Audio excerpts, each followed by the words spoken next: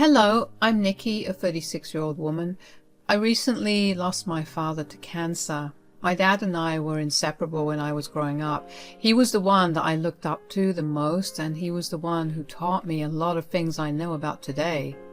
I'm just saying this because I want to give you a sense of just how big my loss has been for me, something that my then husband was for some reason not able to grasp. Luke and I met through a mutual friend. We went out on a blind date and happened to click really well. We shared the same interests and the same sense of humor. It came as no surprise that we began dating pretty shortly after. We dated for about 4 years before deciding to tie the knot. We wanted to have kids, but we decided that we needed to be a lot more financially secure before we did that. The first thing we bought together was this small house that had 2 bedrooms, a living room, a kitchen, a dining room, and 2 bathrooms. Nothing big, but enough for just the 2 of us and some guests. We financed the whole thing by ourselves, and to date, it has been one of my biggest achievements that I'm very proud about. I still remember the day that my mom called me and frantically told me that my dad had fainted and was being rushed to the hospital. I panicked like crazy and dropped everything I was doing to go to the hospital and be with my parents. We were in there for hours as the doctors ran test after test on my dad. He had to be admitted to the hospital, and with every hour that passed, I knew that something horrible was happening to Dad. Dad had been in hospital for 2 days before we found out that he had pretty aggressive pancreatic cancer. I felt my entire world shatter around me when we found out. I was a mess for a long while after that. Dad remained in the hospital for the next 2 months, and I kept making trips to visit him. Luke was not happy with that. I feel like you're just never at home anymore. Luke, my dad just got diagnosed with cancer and he's in the hospital. Why the hell would I not be there with him every chance that I have? You being there isn't going to cure him. Hang back a little. Let him rest. Are you implying that my being there is harming him? No, but if I was in his position, I wouldn't want to be constantly disturbed. I haven't been disturbing him at all. If you have a problem, be clear about it. I told you, I want you home more. We never spend any more time together. I miss us. You're right. I miss us too. I promise as soon as I have word that Dad's condition has stabilized, I'll take breaks between my visits, okay? All right. It took another 2 weeks before I was told that they had stabilized his condition and he was going to be all right for a little while. I began to visit Dad every other day, and even though Luke wasn't that happy with it, I figured that he could just deal with it. I was at work when my mother called me. I felt my heart pound because I didn't know what she was going to tell me, but I picked up and hoped for the best. Hey, honey. Hi, Mom. Everything all right? No, not really. I just visited your dad and there's bad news. Oh no, what is it? Well, the doctors have given your dad 2 months more to live. What? I don't know how to deal with all this. Your dad is being such a trooper about it, though. He's still the jovial man we all know and love. I don't know what I'm going to do once he's gone. Me neither. But I'll be right there after work. We'll get through this together. Yes. Get here as soon as you can. Dad really wants to see you. He apparently has something to ask of you. What is it? I don't know. He said he wanted to be the one to ask you, so he wouldn't tell me. Your father knows me way too well. Oh, okay. I'll be there in a couple of hours. Take care, Mom. Tell Dad I love him. I will, honey. I was too in shock to even sound like I was grieving. I had felt my stomach drop when my mom told me that Dad only had 2 months to live. My mind had blanked. All I wanted to do was rush over and be with my parents. I don't know how I got through the rest of the work. My boss happened to see that I was anxious and not able to concentrate. She asked me if everything was okay, and I explained my situation to her. She asked me to leave about 2 hours earlier, and I was so grateful for her. I was immediately rushed to the hospital. As I got closer to the hospital, I felt my heart race and tears spring into my eyes. Going there only made my dad dying feel more real. I had spent the entire rest of the day after my mom called in a haze, but getting to the hospital kind of shocked me awake to my new reality. When I parked in the lot, I just sat in the car for a little while and cried. I knew my dad well enough to know that he would hate to see me cry. I knew I wouldn't have been able to control myself to see him, so I got it out of my system first. I made my way over to the hospital and down the familiar hallways to my dad's room. When I got there, my mom gave me the biggest hug. We held each other for a little while before I walked into Dad's room. He looked like he had for the past month. He looked sickly and very, very thin. But the second I walked in, his eyes lit up in the same way they always had whenever I visited him. "Hey, Bon! Long time no see. Dad, I was literally here 2 days ago. A whole 48 hours since I saw my lovely daughter." "Dad, okay. How are you doing, Bon?" "Not too well. I mean, you're in a worse position, so I can't say that, can I?" "Ah, your mom told you about what the doctor says, didn't she?" "Obviously. Why wouldn't she?" "I wanted to be the one who told you." "Why would you want to be the one to tell me that you're not going to be here in 2 months?" "I don't know. Anyways, did she tell you anything else?" "Well, she did tell me that you had something to ask of me, but she didn't tell me what it was." I knew I made the right decision not to tell her. "Dad, ask me, what is it?" "Well, since I have such little time, I was thinking that it would be nice if I spent my last few days with you. Do you think I could move into your place and your mom, and I will stay with you?" "Oh, Dad, that sounds lovely. I would love to have you over. Although I can't make a decision by myself, I have to ask Luke about it." Yes, of course." I felt tears well in my eyes at the fact that my dad thought about spending time with me when he learned that he was going to die. But I didn't cry in front of him. Instead, I spent the next few hours laughing and talking with Mom and Dad. When I walked out of the hospital, I felt simultaneously heartbroken and elated. It was a confusing mixture of feelings, and I didn't exactly know how to deal with that. By the time I got back home, it was around 9 p.m. I walked into the house and was greeted by Luke, pacing back and forth in the living room. He looked worried, but when he saw me, his face turned angry. "Where have you been? I've been trying to reach you since 6.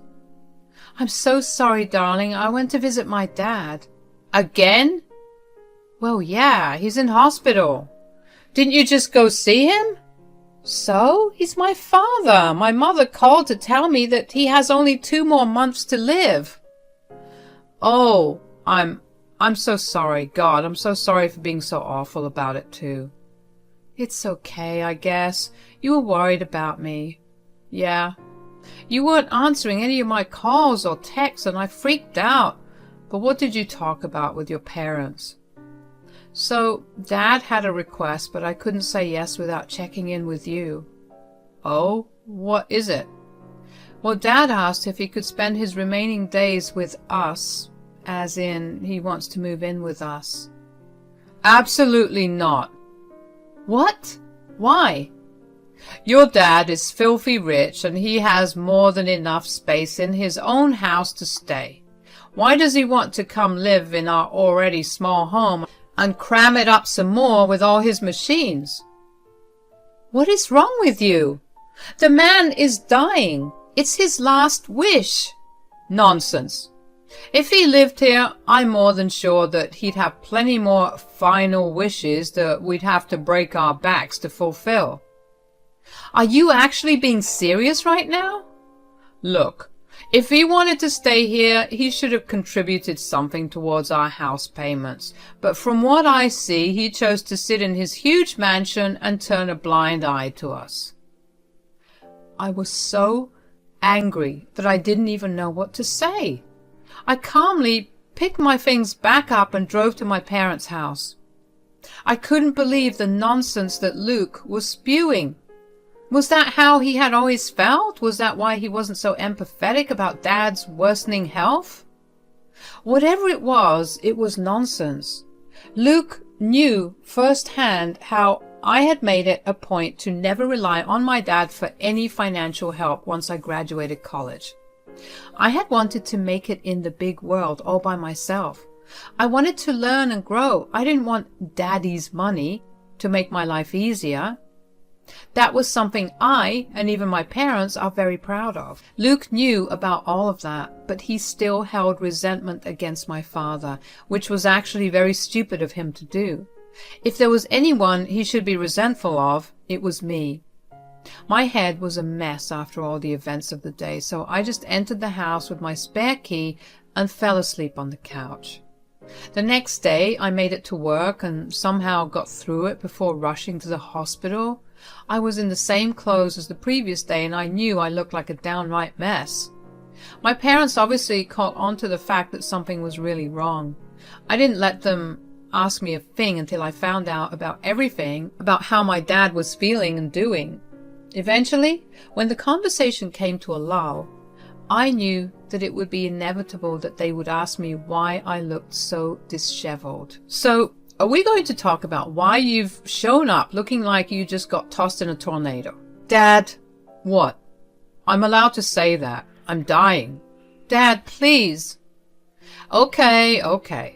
But do tell us what happened to you.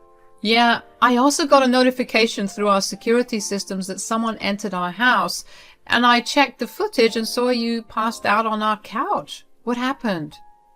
Oh, nothing big, really. Nikki, tell us. It's nothing, really. Luke and I just ended up having a little fight. Is that about what I asked you yesterday? Don't worry about it, Dad. I'll make sure you come and stay with me. If this is going to cause some problems in your marriage, I don't want that, okay? Dad, you're not going to be here for long. If my husband can't empathize with that, maybe the marriage isn't worth it. I'll talk to Luke about it again, and if he doesn't agree, we'll just move you back home and I'll live with you guys. That sounds like a better plan. Great. Now we can move on to talking about other things. I spent another hour with them before leaving. I had made up my mind at that point. I was going to talk to Luke only one last time, and if he didn't agree, then I would leave. Not only would I leave the home, but I would leave him. I was being sincere when I said that my marriage would be worthless if my husband couldn't even empathize with me over something that had already been traumatic. My dad hadn't even died, but I was already going through the works of depression and anxiety. When I got back home, Luke hadn't gotten back from work. I decided to use the time I had alone to freshen up and prepare myself to confront him. I couldn't help but feel a little crappy that, since I stormed out, Luke never made an attempt to contact me. He was so panicky about my location right before I had arrived home the previous day. But when I actually stormed off, he didn't care to check up on me. I decided to finally let the thoughts go and instead focus on what I was going to say to him. Of course, I would grovel a little, but if he was still adamant about it, I knew what I had to do. My best friend was a divorce attorney, so it wouldn't even be that hard. It sucked that I had to even be thinking of divorce, but that was what my relationship had come to. It took about another 2 hours for Luke to get back home. In those 2 hours, I decided to also be the bigger person and check on him. I called and texted him multiple times, but I never got a response. Just as my panic reached its height, he walked in through the door. He didn't pay me any mind and went straight to shower. I decided to wait for him in bed so we could have a proper conversation. When he got out of the shower, he grabbed a couple of his things and tried to make his way out of the bedroom, but I stopped him. Hey, can we talk? What is it? Are you going to storm off again? Because if you are, I don't want to talk. You know that what you said was really hurtful, right? Storming off was my way of making sure I didn't say something worse to you. Whatever. What do you want to talk about? I just wanted to talk to you again about my dad staying with us. I gave you my answer already. I'm not changing my stance on this. Why are you so against my dad? I'm not against him in any way. I feel bad that he's going to die, but come on, Nikki. You see the space that we have? We're so cramped as it is. We're absolutely not cramped. We have another bedroom. My parents could stay there. You know that we are converting that bedroom into an office for me. We can delay it for just another 2 months, Luke. See, it's things like this that tell me that you have something against my dad. Is it because he hasn't helped us out financially? I clearly told you last time that I didn't like that, didn't I? Yes, but you also know that I was the one who insisted that he not help me in any way. Sure, but did you ever think about me? If your dad helped us out, I wouldn't have to break my back working so hard. Don't act like you're the only one who's working so hard. You don't see me complaining. Whatever. I still don't want your parents here, that's it. I'll be staying with my family for the next 2 months. Whatever, as long as they aren't in my house. With that, Luke left me in the room and went to sleep in the living room. I couldn't believe that he was the man I had chosen to marry. This wasn't the man who made me fall head over heels in love with him. This was a monster. I cried myself to sleep that night, and in the morning I took the day off work to pack my things up. I got to the hospital and told my parents about everything. They were obviously angry with Luke, but they were glad that I was still choosing to spend time with them. We filled out all the paperwork to take Dad home and got everything arranged to transport him there. Dad also felt really guilty for ruining my marriage, but I assured him that it was Luke who ruined the marriage and not him. Aside from spending as much time as I could with him, I also contacted my best friend who was a lawyer and had her start the filing process for a divorce. Luke barely contacted me, and the few times he did, the conversations were short. He would call to check up on me and my dad, but would seem uninterested whenever I told him Dad was doing good. The next 2 months were spent by my dad's side. My boss was gracious enough to only let me work for half the day. Mom, Dad, and I spent our time laughing and talking about the past. We played a lot of board games and watched a lot of TV. Dad constantly had a smile on his face, and that was enough to soothe all the worries of my situation. In the end, he was what mattered the most to me, and nothing would change that. During the last 2 weeks of his life, his health deteriorated rapidly. It was painful and jarring to see my dad slowly lose his spark. Mom and I spent every night curled up in bed in each other's arms, just crying about the inevitable loss we were going to face. And then finally one night, Dad passed away in his sleep. Mom and I were heartbroken. Mom way more than me. So I took over planning the funeral and informing everyone in Dad's life about his passing. Of course, I also had to inform Luke, but I decided to do that in person. My aunt had flown in and she stayed with my mom while I went over to my place to meet Luke. Before going over, I decided to pick up the divorce papers. I knew that once the funeral was done and everything was beginning to settle, I wanted to start afresh. I didn't want to have to deal with more things after I had made peace with my dad's death, so I figured I might as well deal with everything at once. When I got back home, Luke was watching TV. He looked surprised to see me. "What are you doing here?" "Well, it's my house too." "Yes, but you were staying with your parents. Is your dad doing all right?" "No, he passed away yesterday." "Oh no, I'm sorry for your loss." "Are you?